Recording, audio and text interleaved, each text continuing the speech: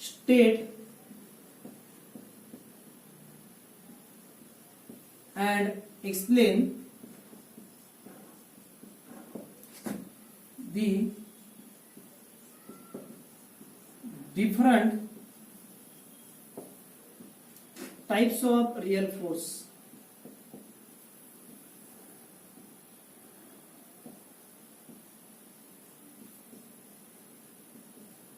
State and explain the different types of real force. Real फोर्सचे types कुठले आहेत? ठीक आहे, त्यामध्ये बघूया पहिला type. First type gravitational force. हे रिअल फोर्सचे टाइप्स आहेत. ग्रॅव्हिटेशनल फोर्स, सेकंड आहे इलेक्ट्रोमॅग्नेटिक फोर्स,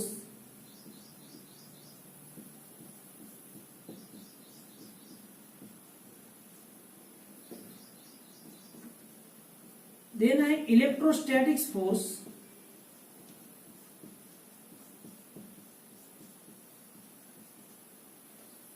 नंतर आहे nuclear force.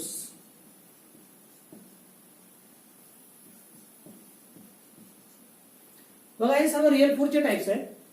First is the gravitational force, electrostatics force, electromagnetic force आणि last is the nuclear force.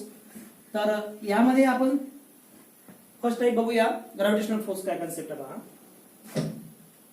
याला मी फर्स्ट नाव देण्याच्या ऐवजी ए असं लिहितो आहे. Gravitational force, gravitational force. लक्ष द्या, आधी जाणून घेऊयात आपण ग्रॅव्हिटेशनल फोर्स आपण कशाला म्हणणार आहोत. ओके, बघा हा खूप मोठा युनिव्हर्स आहे, ब्रह्मांड आहे, खूप मोठा ब्रह्मांड आहे. त्याचं आपण या ठिकाणी डायग्रामॅटिकली रिप्रेझेंटेशन नाही करू शकत, पण एक तुम्हाला समजण्यासाठी मी सांगत आहे. एक खूप मोठा ब्रह्मांड आहे आणि हा ब्रह्मांड तुम्हाला माहित आहे की पार्टिकल पासून बनलेला आहे. ओके, पार्टिकल पासून बनलेले खूप सारे पार्टिकल्स या ब्रह्मांडामध्ये आहे. ठीक आहे, यातल्या कोणत्याही दोन पार्टिकलचा जर विचार केला, या कोपऱ्यातल्या ह्या दोन पार्टिकलचा आपण विचार केला, ठीक आहे, या पार्टिकलला आपण झूम करूयात. हे असे दिसायला लागतात आपल्याला. ठीक आहे, म्हणजे या दोन पार्टिकल्स, या पार्टिकलला स्वतःचा मास आहे, या दुसऱ्या पार्टिकलला सुद्धा स्वतःचा मास आहे.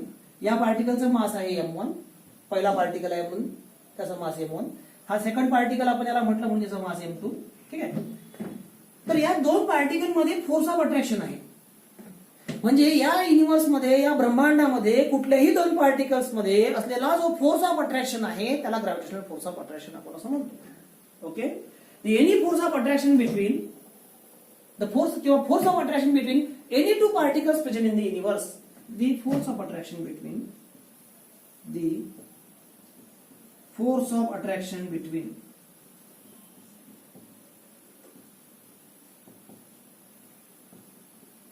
any two particles present in the universe called as gravitational force. Okay, अशा फोर्सला आपण कुठला फोर्स म्हणूया? ग्रॅव्हिटेशनल फोर्स म्हणू. ठीक आहे, तर हा जो ग्रॅव्हिटेशनल फोर्स आहे, हा ग्रॅव्हिटेशनल फोर्स जो आहे न्यूटन्स लॉ ऑफ ग्रॅव्हिटेशन या स्टेटमेंटने दिला गेला. म्हणून आपण असं म्हणू शकतो the force which is given by the Newton's law of gravitation. Okay,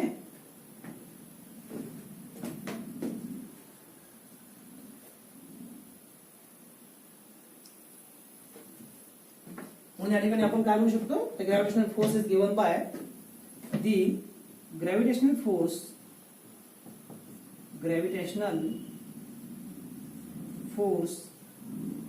is given by Newton's law of gravitation.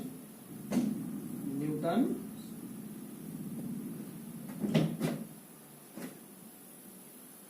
law of gravitation. ठीक आहे, मग त्यासाठी आपल्याला आधी न्यूटन्स लॉ ऑफ ग्रॅव्हिटेशनचं स्टेटमेंट घ्यावं लागेल. मी चॅप्टर ज्यावेळेला सुरू केला त्यावेळेला चॅप्टरच्या सुरुवातीला तुम्हाला सांगितलं की गुरुत्वाकर्षणाचा सिद्धांत आणि न्यूटननी मांडलेले हे जे 3 नियम, या 3 नियमाच्या साहाय्याने, या 3 नियमाच्या मदतीने केप्लर्सनी जे ग्रहाच्या गती विषयकाचे जे नियम मांडले होते ते सिद्ध होतात आणि त्यामुळे न्यूटननी मांडलेले हे जे नियम आहे हे या पुऱ्या ब्रह्मांडामध्ये लागू होतात, फक्त अर्थसाठीच नाही. ओके, मग या ठिकाणी तो जो गुरुत्वाकर्षणाचा सिद्धांत होता त्याला आपण लॉ ऑफ ग्रॅव्हिटेशन असे म्हणतो. Okay, Newton's law of gravitation. The gravitational force is given by Newton's law of gravitation. मग न्यूटन्स लॉ ऑफ ग्रॅव्हिटेशन काय कन्सेप्ट आहे, ठीक आहे, ते बघूयात आपण. स्टेटमेंट. न्यूटनने कुठलं स्टेटमेंट दिलं होतं ग्रॅव्हिटेशनच्या संदर्भातलं, ठीक आहे. बघा, न्यूटनने काय सांगितलं होतं आधी आपण जाणून घेऊ यामध्ये, नंतर मग मी या ठिकाणी स्टेटमेंट लिहेल. म्हणजे हे स्टेटमेंट जे लिहेल तुम्हाला त्यावेळेला कळेल. हा युनिव्हर्स पूर्ण पार्टिकल पासून बनलेला आहे. पार्टिकल सर्व या पूर्ण युनिव्हर्स मध्ये पार्टिकल्स आहेत हे आपण नेहमी म्हणत असतो, ठीक आहे. तर या पार्टिकल्स, समजा एका पार्टिकलचा आपण विचार केला, या पार्टिकलचा आपण विचार केला, ओके, तर हा पार्टिकल्स दुसऱ्या पार्टिकल्सला आपल्याकडे अट्रॅक्ट करतो. इथे पार्टिकल्स आहे तो त्याला आपल्याकडे अट्रॅक्ट करतो. इथे तिसरा पार्टिकल्स आहे याला सुद्धा आपल्याकडे अट्रॅक्ट करतो, किंवा हा पार्टिकल्स या पार्टिकल्सला अट्रॅक्ट करतो. ओके, म्हणजे प्रत्येक पार्टिकल्स हा दुसऱ्या पार्टिकल्सला अट्रॅक्ट करतो. इथे जर हा पार्टिकल असेल, हा पार्टिकल्स या पार्टिकल्सला अट्रॅक्ट करेल, ठीक आहे. म्हणजे every particles present in the universe attract the other particles. म्हणजे एवढे कुठलेही जे सर्व, म्हणजे कोणताही पार्टिकलच्या संदर्भात जर तुम्ही बोलायला गेले तर कोणताही पार्टिकल्स युनिव्हर्स मधला हा दुसऱ्या पार्टिकल्सला आपल्याकडे अट्रॅक्ट करत असतो. ते फोर्सने अट्रॅक्ट करत असतो. ओके, कसा अट्रॅक्ट करत असतो? फोर्सने. Every particles present in the universe attract the other particles with the force is directly proportional to product of their masses. जे मी तुम्हाला या ठिकाणी सांगितलं. याच दोन पार्टिकल्सला आपण या ठिकाणी कुठलेही दोन पार्टिकल्स घेऊया. या दोन पार्टिकल बद्दल जर आपल्याला बोलायचं झालं तर हे दोन पार्टिकल बद्दल आपण बोलत आहोत. हे दोन पार्टिकल्स या ठिकाणी झूम केले आणि ते आपल्याला असं दिसत आहे की हा पार्टिकल्स पहिला आहे P1, हा पार्टिकल दुसरा आहे P2, त्याचा मास आहे M1, याचा मास आहे M2. ओके, मग या दोन पार्टिकलच्या संदर्भात आपण बोलूया, ठीक आहे. आपण बोलताना सर्वच पार्टिकल बद्दल बोलत आहोत, पण मी तुम्हाला समजण्यासाठी या ठिकाणी दोन पार्टिकल झूम केलेले आहे. म्हणून स्टेटमेंट लिहिताना कसं लिहिणार? Every particles present in the universe attract the other particles with the force. हा एक पार्टिकल दुसऱ्या पार्टिकल्सला फोर्सने अट्रॅक्ट करतो. ओके, कसा अट्रॅक्ट करतो? फोर्सने अट्रॅक्ट करतो. पण तो जो फोर्सने अट्रॅक्ट करतो तो कोणाच्या डायरेक्टली प्रोपोर्शनल असतो? या दोन्ही पार्टिकलला मास आहे स्वतःच. या पार्टिकल्सला M1 आणि या पार्टिकल्सला M2. तर या मासेसचा तो काय असतो? प्रोडक्ट. या दोन्ही पार्टिकलच्या मासेसचा प्रोडक्टच्या डायरेक्टली प्रोपोर्शनल. आणि दोन्ही पार्टिकल्स मध्ये जे डिस्टन्स आहे त्या डिस्टन्सचा square of distance between them. हे स्टेटमेंट आहे याचं. मग तुम्ही याला लिहिणार कसं? Every particles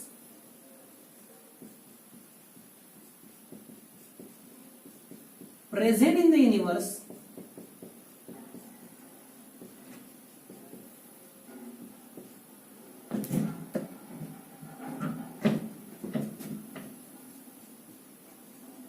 attract other particles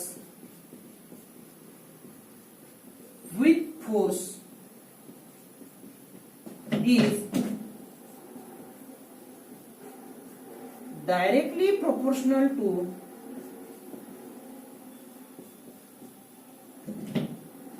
the product of their masses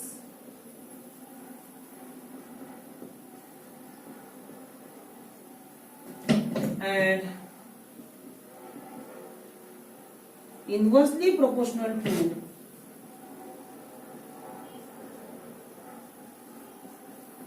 the square of distance between them. Inversely proportional to the square of distance between them. म्हणजे force is directly proportional to M1 into M2 upon R square. हे काय झालं? Newton's law of ग्रॅव्हिटेशनचं एक statement झालं, ठीक आहे. बघा, gravitation फोर्सचे आपण कॅरेक्टरिस्टिक बघू आता. Characteristics of gravitation force. Okay, gravitational force हा एक लॉंग रेंज फोर्स आहे. म्हणून आपण या ठिकाणी म्हणतो आहे दिस is a long range force.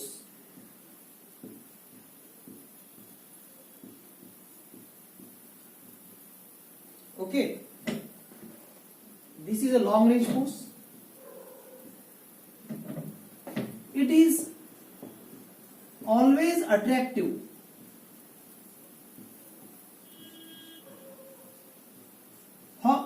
हा जो फोर्स आहे हा ऑलवेज अट्रॅक्टिव्ह आहे आणि लॉंग रेंज आहे. म्हणजे असं नाही आहे की हे अर्थ आहे आणि अर्थवरती आपण आहोत इथे आणि अर्थवरती जर आपण जम्प करत आहोत तर आपण हवेत उडायला लागेल असं होणार नाही. ओके, म्हणजे हा एक लॉंग रेंज फोर्स आहे. याची एक लिमिट ठरलेली आहे, परंतु लगेच जवळच याची लिमिट नाही आहे. तर लांब अंतरापर्यंत याची रेंज आहे. Okay, it is always attractive. हा अट्रॅक्टिव्ह आहे, हा ऑलवेज अट्रॅक्टिव्ह असतो. यामध्ये म्हणजे ग्रॅव्हिटेशनल फोर्स हा रिपल्सिव्ह फोर्स नसतो. आपण अर्थवरती आहोत, अर्थवरती जर आपण जम्प करतो आहे तर असं कधी होणार नाही की आपण जम्प केली आणि वरच्या वर हवेत उडून गेलो, असं होणार नाही. तो ऑलवेज अट्रॅक्टिव्ह आहे. इट इज वीक फोर्स, परंतु हा वीक आहे. फोर्स कसा आहे, हा वीक आहे. It is a weak force. Okay, it is always attractive but it is a weak force. It does not require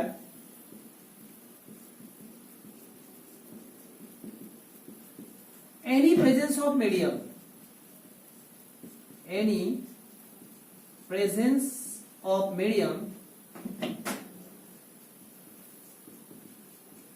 between two bodies.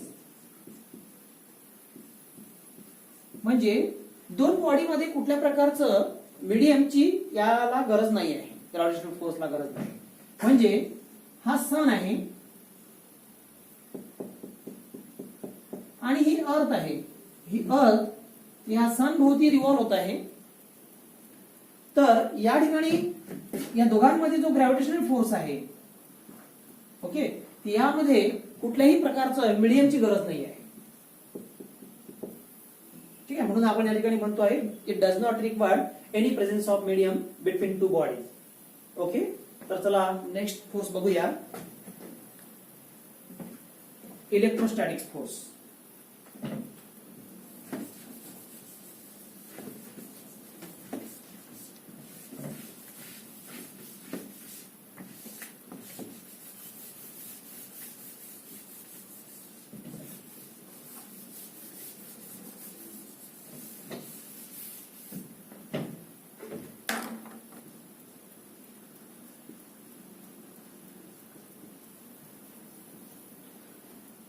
तर बघा, इलेक्ट्रोस्टॅटिक फोर्स. नेक्स्ट आहे इलेक्ट्रोस्टॅटिक फोर्स. तर यामध्ये इलेक्ट्रोस्टॅटिक फोर्स काय concept आहे बघा. हा electrostatic force कुठे असतो, हा दोन चार्ज मध्ये फोर्स असतो. Okay, the force of attraction between the two charge bodies. दोन चार्ज बॉडी मध्ये जो फोर्स असतो त्याला आपण इलेक्ट्रोस्टॅटिक फोर्स म्हणतो. Okay, the force of attraction between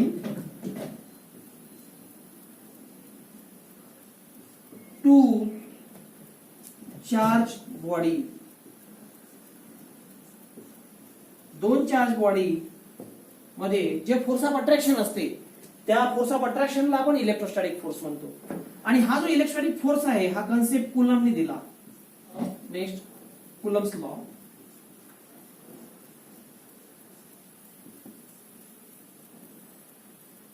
coulombs law काय कन्सेप्ट आहे. आपण न्यूटन्स लॉ ऑफ ग्रॅव्हिटेशनचं स्टेटमेंट दिलं होतं. Every particles present in the universe attract the every other particles with a force is directly proportional to product of their masses and inversely proportional to square of distance between them. चार्जेसच्या संदर्भात पण या ठिकाणी कुलम्सने असंच सांगितलेलं आहे. काही बघा की कुलम्सने काय म्हणतोय. कुलम्सने काय सांगितलंय बघा. The force of attraction,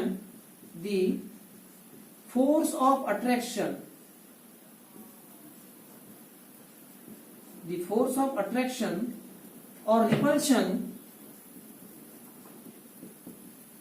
between two charges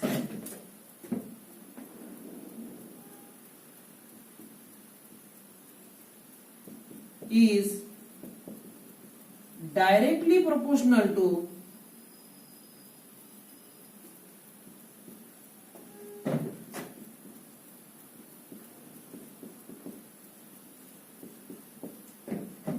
the product of magnitude of charges, product of magnitude of charges and inversely proportional to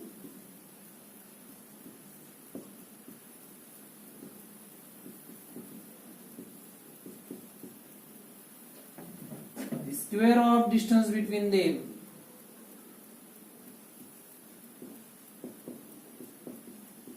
The square of distance between them. काय सांगितलंय? The force of attraction or repulsion between 2 point charges or 2 charged bodies is directly proportional to the product of magnitude of charges and inversely proportional to square of distance between them. कुलम्सनी काय सांगितलं की जो force आहे तो कोणाच्या directly proportional आहे? त्या दोन चार्जच्या मॅग्निट्यूडच्या त्या दोन चार्ज जे आहेत त्या दोन चार्जच्या मॅग्निट्यूडचा प्रोडक्ट याच्या डायरेक्टली प्रोपोर्शनल आहे आणि इन्व्हर्सली कोणाचे आहे? तर त्या दोन चार्ज मधला असलेला डिस्टन्सचा स्क्वेअर च्या इन्व्हर्सली प्रोपोर्शनल आहे असं कुलम्सने सांगितलं आहे. आता याची कॅरेक्टरिस्टिक्स घेऊ आपण.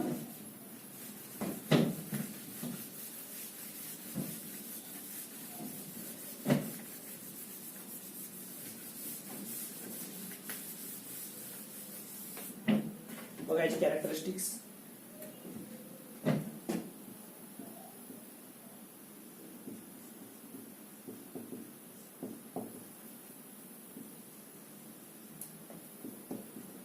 Electrostatic force is a long range force.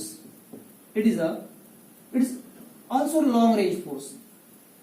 Gravitational force सुद्धा long range force होता आणि इलेक्ट्रोस्टॅटिक फोर्स सुद्धा long range force आहे. ओके, हा सुद्धा long range force आहे. याला आपण long range force का बरं म्हणतो लक्षात घ्या. जर आपण शेतामध्ये उभा आहोत त्या ठिकाणी हाय टेन्शन वायर आपल्या वरतून गेलेले आहेत. त्या वायरचा आवाज येत असतो. आपण शेतामध्ये ज्यावेळेला जातो आपल्याला लक्षात येते की शेतामध्ये खूप मोठे मोठे असे पोल असतात, त्यावरून वायर टाकलेले असतात, त्याचा आपल्याला आवाज येत राहतो सतत.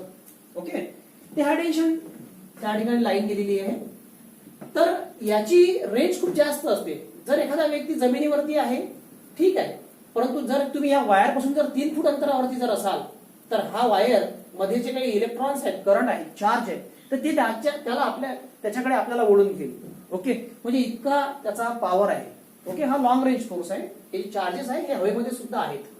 ठीक आहे, म्हणून आपण याला म्हटलं it is also long range force. नंतर आपण म्हणतो आहे it is strong. It is strong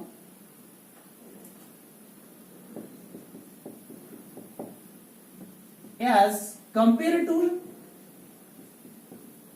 gravitational force. It is strong as compared to gravitational force. हा जो फोर्स आहे हा स्ट्रॉंग आहे ग्रॅव्हिटेशनल फोर्सच्या कंपेअर मध्ये. म्हणजे कसं की तुम्ही अर्थवरती आहात. ओके, तर तुम्ही अर्थवरती जम्प करू शकता किंवा अर्थच्या अपोजिट डायरेक्शनला तुम्ही म्हणजे अर्थ मध्ये ग्रॅव्हिटेशनल फोर्स आहे, ग्रॅव्हिटेशनलच्या फोर्सच्या अपोज मध्ये एखादं कार्य करून म्हणजे या ग्रॅव्हिटेशनल फोर्सची अपेक्षा जर जास्त जर कधी अपोजिट जर तुम्ही फोर्स अप्लाय केला तर तुम्ही या अर्थला सोडू शकता. ओके, परंतु याचं असं होत नाही. जर तुम्ही जर याला हात जर लावला गेला, हात जर लागला किंवा आपण जर चुकून जर त्याला चिपकलो तर यामधून निघणं मुश्किल आहे. ओके, हा स्ट्रॉंग फोर्स आहे. म्हणून आपण म्हणतो आहे की it is a strong force as compare to gravitational force.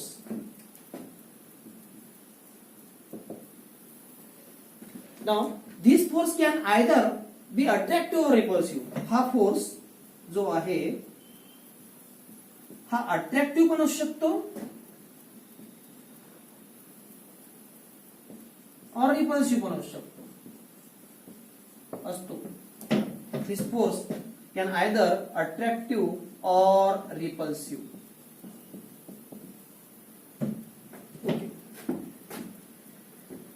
तर हे याचे कॅरेक्टरिस्टिक्स होते की हा एक लॉंग रेंज फोर्स आहे, हा स्ट्रॉंग आहे as compared to gravitational force. It can be either attractive or repulsive. हा जो इलेक्ट्रोस्टॅटिक फोर्स आहे हा अट्रॅक्टिव्ह पण असू शकतो आणि रिपल्सिव्ह पण असू शकतो. हे कसं की आपण म्हणतो की पॉझिटिव्ह चार्ज जे असतात ते रिपेल होतात, निगेटिव्ह चार्ज रिपेल होतात, पण पॉझिटिव्ह निगेटिव्ह चार्ज जर असतील तर ते अट्रॅक्ट होतात. एक म्हण आहे की like charges are repel each other, unlike charges are attract each other. तर अशा प्रकारे. तर नेक्स्ट बघूया आपण इलेक्ट्रोमॅग्नेटिक फोर्स. नेक्स्ट कॉन्सेप्ट बघा, इलेक्ट्रोमॅग्नेटिक फोर्स काय कॉन्सेप्ट आहे बघा.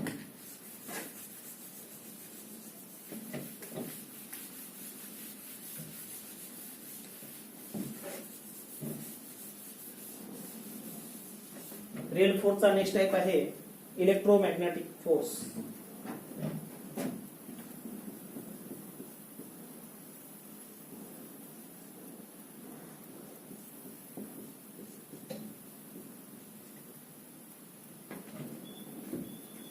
बघा, आपण मग अशी इलेक्ट्रोस्टॅटिक फोर्स मध्ये काय म्हटलं होतं, the force of attraction between two charge bodies. दोन चार्ज बॉडी मध्ये जे फोर्स ऑफ अट्रॅक्शन आहे त्याला आपण इलेक्ट्रोस्टॅटिक फोर्स म्हणतो. मग इलेक्ट्रोमॅग्नेटिक फोर्स मध्ये असा कुठला, म्हणजे दोन गोष्टीमध्ये असा कोणता फरक आहे. यामध्ये सुद्धा दोन चार्ज मधला जो फोर्स आहे तो इलेक्ट्रोस्टॅटिक फोर्स जसा होता तसा इथे सुद्धा तसंच आहे. पण जेव्हा ते दोन चार्ज रिलेटिव्ह मोशन मध्ये असतात तेव्हा आपण त्याला इलेक्ट्रोमॅग्नेटिक फोर्स म्हणतो. म्हणजे the force of attraction between two charge body but they are in relative motion. Two charges, they are in relative motion. Okay, the force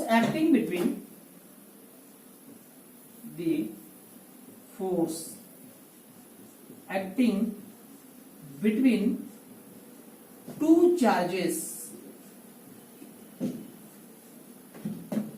in a relative motion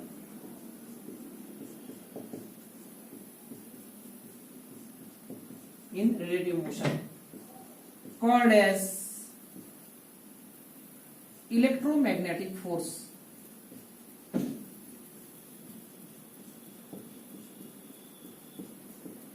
okay, दोन charges मध्ये असलेला फोर्सला electrostatic force. पण जेव्हा दोन charges relative motion मध्ये असतात तेव्हा त्या चार्जेस मध्ये असलेल्या फोर्सला इलेक्ट्रोमॅग्नेटिक फोर्स आपण असं म्हणतो. मग ज्याप्रमाणे इलेक्ट्रोस्टॅटिक फोर्सचे आपण कॅरेक्टरिस्टिक्स घेतले होते त्याचप्रमाणे आपण इथे इलेक्ट्रोमॅग्नेटिक फोर्सचे कॅरेक्टरिस्टिक्स घेणार आहोत.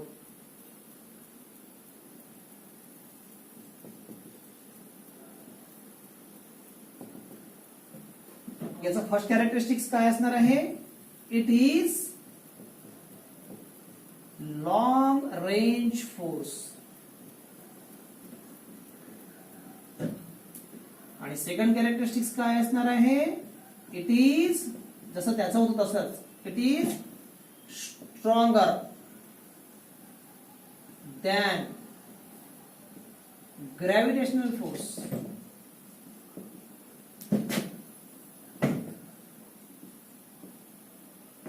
ओके, आणि थर्ड कॅरेक्टरिस्टिक्स काय असणार आहे, it is attractive or repulsive.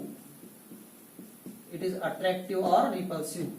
Okay, बघा इलेक्ट्रोमॅग्नेटिक फोर्स काय कन्सेप्ट आहे तुम्हाला कळालेला आहे. त्याचे कॅरेक्टरिस्टिक्स जे इलेक्ट्रोस्टॅटिक फोर्सचे कॅरेक्टरिस्टिक्स होते तेच इलेक्ट्रोमॅग्नेटिक फोर्सचे कॅरेक्टरिस्टिक्स राहणार आहे. Okay, it is a long range force, it is stronger than gravitational force and it is attractive or repulsive. Okay, नंतर बघा लास्ट पाहणार आहोत आपण न्यूक्लियर फोर्स काय कन्सेप्ट आहे.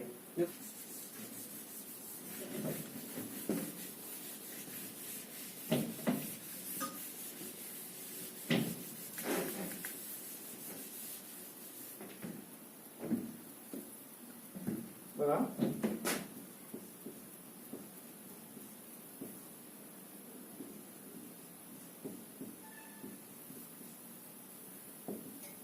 nuclear force, the force which is responsible for binding of proton and neutron in the nucleus. Okay, in the nucleus of an atom called as nuclear force. कशाला म्हणतात nuclear force. मग nucleus मध्ये proton आणि neutron असतात, परंतु ते proton आणि neutron घट्ट बाउंड झालेले आहेत. ओके, बाइंडिंग मध्ये आहेत. आणि हे जे बाइंडिंग मध्ये आहे त्याला कारण आहे न्यूक्लियर फोर्स. त्याला कोण कारण आहे, न्यूक्लियर फोर्स. म्हणून न्यूक्लिअर फोर्स कुठे असतो? न्यूक्लियस मध्ये असतो. ओके, तर न्यूक्लिअर फोर्स हा न्यूक्लियस मध्ये असतो आणि प्रोटॉन आणि न्यूट्रॉनला हा बाउंड करून ठेवतो. म्हणून आपण याची डेफिनेशन अशी करू शकतो, now that force or the force which is responsible for the binding of proton and neutron in the nucleus of an atom called as nuclear force. Okay, there are two types of nuclear force. There are two types. The first is the strong nuclear force. Strong nuclear force आणि दुसरा आहे एक weak nuclear force आहे. आपण इथे लिहूया weak nuclear force. Strong nuclear force मध्ये आपण काय म्हणतो? It is attractive. It is attractive. याच्या कॅरेक्टरिस्टिक्स मध्ये आपण काय म्हटलं आहे की हा फोर्स कसा आहे? अट्रॅक्टिव्ह आहे. It is short range force. It is short range force. हा एक शॉर्ट रेंज फोर्स आहे. अट्रॅक्टिव्ह आहे परंतु हा कसा आहे? शॉर्ट रेंज फोर्स आहे. Nearly about 10 to the power -14 metre. Okay, आपण या ठिकाणी अजून एक गोष्ट म्हणू शकतो, it is strongest in nature. हा फोर्स जो आहे अट्रॅक्टिव्ह आहे, शॉर्ट रेंज आहे परंतु स्ट्रॉंगेस्ट इन नेचर. नेचर मध्ये सर्वात स्ट्रॉंगेस्ट म्हणून आपण याला ओळखला जातो. या स्ट्रॉंग फोर्स म्हणून ओळखला जातो याला. It is strongest in nature कारण की प्रोटॉन हा न्यूट्रॉनला कधी सोडत नाही. ओके, म्हणजे it is strongest in nature. नंतर बघा वीक न्यूक्लिअर फोर्स काय? वीक न्यूक्लिअर फोर्स मध्ये काय म्हणणार आहात? It is attractive. It is also attractive. Okay, नंतर तुम्ही म्हणणार आहात या ठिकाणी जसं इथे it is a short range force म्हटलं आहे आपण. It is a very short range force. It is very short range force of the order size of nucleus. Of the order size of nucleus. आणि या ठिकाणी आपण म्हणू शकतो हा जो वीक न्यूक्लिअर फोर्स आहे हा या स्ट्रॉंग न्यूक्लिअर फोर्स पेक्षा वीक आहे. स्ट्रॉंग न्यूक्लिअर फोर्स पेक्षा कसा आहे? वीक आहे. म्हणून आपण या ठिकाणी असं म्हणू शकतो की weak nuclear force is much weaker than strong nuclear force. असं पण म्हणू शकतो आपण या ठिकाणी. वीक न्यूक्लिअर फोर्स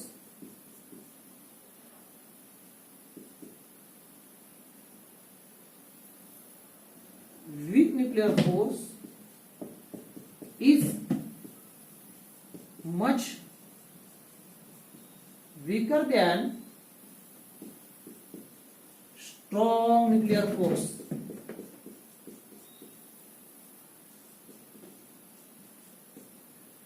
ओके, हा जो वीक न्यूक्लिअर फोर्स आहे हा या स्ट्रॉंग न्यूक्लिअर फोर्स पेक्षा खूप वीक आहे म्हणून आपण त्याला वीक न्यूक्लिअर फोर्स म्हणतो. या स्ट्रॉंग आपल्या न्यूक्लिअर फोर्सच्या आपण दोन टाइप्स मध्ये त्याचं विभाजन म्हणजे दोन भागामध्ये विभाजन केलं होतं. एक स्ट्रॉंग न्यूक्लिअर फोर्स आणि weak nuclear force. Weak nuclear force कसा आहे? या न्यूक्लिअर फोर्स पेक्षा खूप वीक आहे. ठीक आहे, परंतु हा वीक न्यूक्लिअर फोर्स यापेक्षा वीक असेल परंतु ग्रॅव्हिटेशनल फोर्स पेक्षा कसा आहे? स्ट्रॉंग आहे. म्हणून आपण या ठिकाणी अजून एक कॅरेक्टरिस्टिक्स ऍड करू शकतो. It is strong as compared, it is strong force as compared to gravitational force. As compared to gravitational force. Okay, gravitational फोर्सच्या कंपेअर मध्ये तो कसा आहे? स्ट्रॉंग आहे. ठीक आहे, तर चला ठीक आहे आपण या ठिकाणी थांबूया. धन्यवाद.